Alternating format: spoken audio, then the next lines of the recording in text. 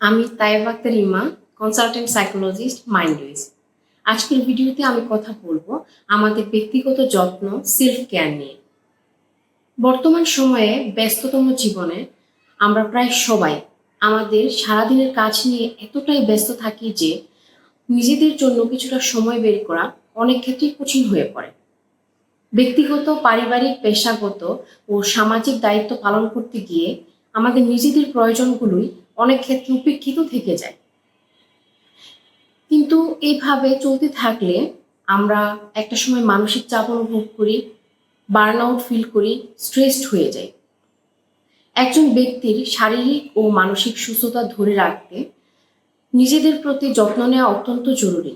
কিছু ছোট ছোট পদক্ষেপের মাধ্যমে আমরা আমাদের নিজেদের যত্ন নিতে পারি। প্রথমত, নিজের আবেগকে বুঝতে চেষ্টা করা, নিজের অনুভূতিগুলোকে খুঁজে বের করা, সেগুলোকে গুরুত্ব দেওয়া ও প্রকাশ করা। জার্নালিং এই ক্ষেত্রে একটা হেল্পফুল টেকনিক হতে পারে। দ্বিতীয়ত, শারীরিকভাবে সুস্থ থাকতে প্রয়োজনীয় খাবার খাওয়া, পানি পান করা, বিশ্রাম নেওয়া, ঘুম নিশ্চিত করা ও শারীরিক ব্যায়াম করা।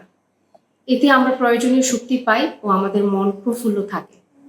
তৃতীয়ত, অ্যাসার্টিভ ওয়েতে কমিউনিকেশন করা, যেখানে আমি আমার নিডস ফিলিংসের জায়গাটা বোঝার চেষ্টা করব। আমি অপর পাশে থাকা ব্যক্তিটির নিডস ফিলিংসের জায়গাটাও বুঝতে চেষ্টা করব। তারপরে অনেস্টলি, কনফিডেন্টলি আমার জায়গাটা একটা পজিটিভ অ্যাকশন ল্যাঙ্গুয়েজ দিয়ে এক্সপ্রেস করব। চতুর্থত, নিজের নিডস ও এক্সপেকটেশনের বিষয়গুলো মাথায় রেখে একটা হেলদি বাউন্ডারি তৈরি করব ও সেটা মেনটেন করার চেষ্টা করা। পঞ্চমত, নিজের জন্য কিছু হেলদি কোপিং মেকানিজমস খুঁজে বের করা ও সেগুলো প্র্যাকটিস করা, যেন সবসময় যে কোনো পরিস্থিতিতে আমি আমার নিজের সাথে কানেক্টেড থাকতে পারি। বিভিন্ন রকম রিল্যাক্সেশন টেকনিক্স, যেমন different types of breathing exercise, progressive muscle relaxation ও মাইন্ডফুলনেস মেডিটেশন টেকনিক্স আমরা আমাদের মতো করে প্র্যাকটিস করতে পারি, যেটা আমার জন্য আমি মনে করি হেল্পফুল বা কাজ করছে। এছাড়া পজিটিভ সেলফ টকিং একটা ওয়ে হতে পারে। তাছাড়াও আমরা আমাদের জীবনে চলার পথে যে ছোট বড় অ্যাচিভমেন্টগুলো আছে সেগুলোকে অ্যাকনোলেজ করা, সেলিব্রেট করা, নিজের প্রতি কম্প্যাশনেট হওয়া এবং নিজের জন্য যখন আমরা কোনো স্টেপ নিতে পারবো সেটা অ্যাপ্রিসিয়েট করা।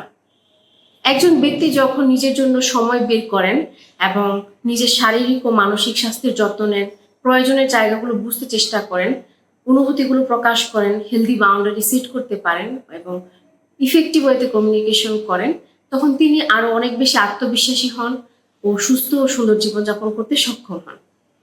ধন্যবাদ সবাইকে।